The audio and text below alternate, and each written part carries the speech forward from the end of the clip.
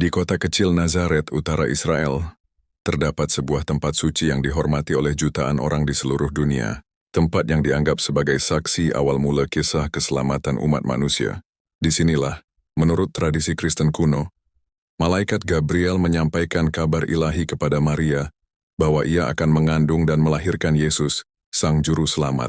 Tempat itu dikenal sebagai Basilica of the Annunciation, Gereja Kabar Sukacita. Gereja megah yang berdiri hari ini bukan bangunan pertama di lokasi tersebut. Sejak abad keempat, setelah Kekaisaran Romawi menerima kekristenan, sebuah gereja kecil pertama kali dibangun di atas gua rumah yang diyakini sebagai tempat tinggal Maria.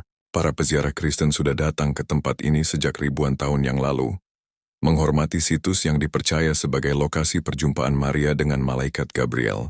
Berabad-abad kemudian bangunan itu berulang kali dihancurkan dan dibangun kembali. Pada masa penaklukan Arab di abad ke-7, masa Perang Salib, dan selama masa Ottoman, tempat ini tetap menjadi simbol iman, sekalipun berkali-kali mengalami keruntuhan. Hingga akhirnya pada tahun 1961-1969, sebuah gereja baru dibangun kembali di atas situs kuno tersebut, dan dikonsekrasi pada 25 Maret 1999. Gereja ini kini menjadi gereja Katolik terbesar di Timur Tengah. Pada lantai bawah basilika terdapat sebuah gua kecil atau grotto, yang secara tradisi diyakini sebagai sisa dari rumah Maria.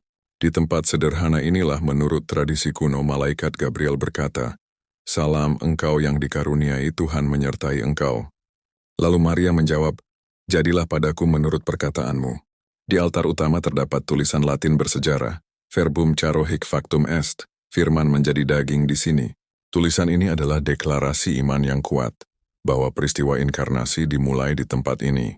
Gereja modern dirancang oleh arsitek Italia, dan dibangun dengan gaya brutalisme, modern yang monumental, namun tetap mempertahankan bagian terdalam gua kuno dari abad pertama.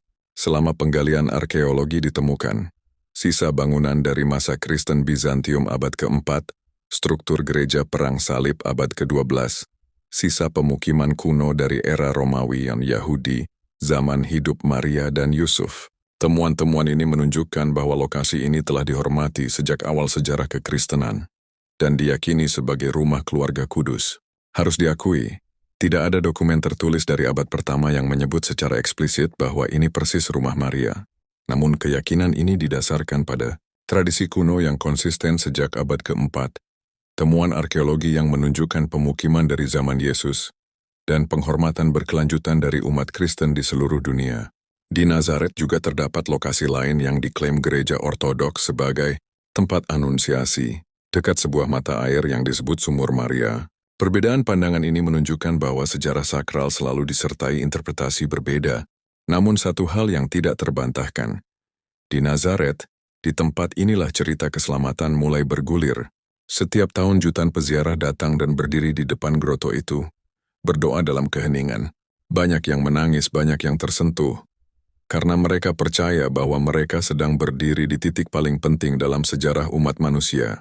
Di sini dalam kesederhanaan sebuah rumah kecil, dunia mendapatkan harapan, dan kisah itu masih hidup sampai hari ini. Gereja Kabar Sukacita bukan hanya bangunan indah, ia adalah monumen iman, warisan sejarah dan jembatan antara bumi dan surga.